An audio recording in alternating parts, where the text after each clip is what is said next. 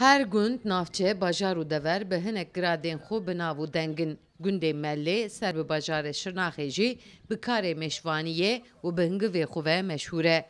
Li gund dora sî malbat karê meşvanî dikin. Debara xwe jî bi xwedîkirina moz û bi firotina hingivê dikin. Bi hatina buharê jî meşvan dest bi amedekariya xwe a havînê dikin. Meşvan dibêjin divê beriya ku havîn bê mirov amedekariya moza bike. Lewra moz bu amedekariya durust û pêk hingiva çê dikin û didin mirova.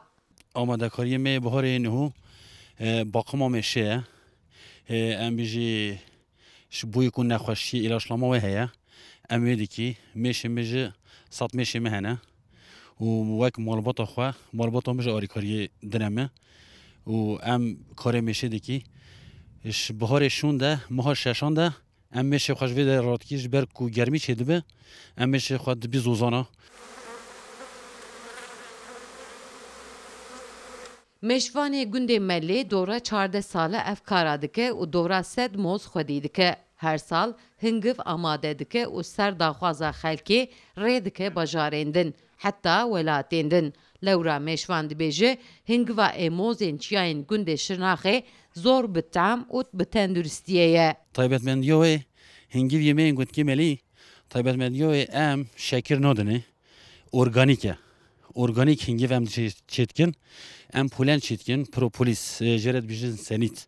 Em çê dikin, ara sütü, şîrê mêşê em çê dikin.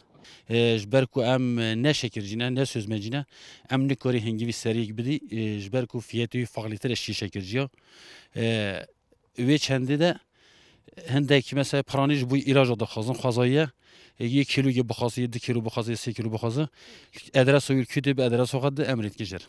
Vê cilê ji bo ku em xwe ji mêşa biparêzin me li xwe kir lêbelê meşvanên vê gundê dibêjin ku di nava hingivê de şekir tune ye.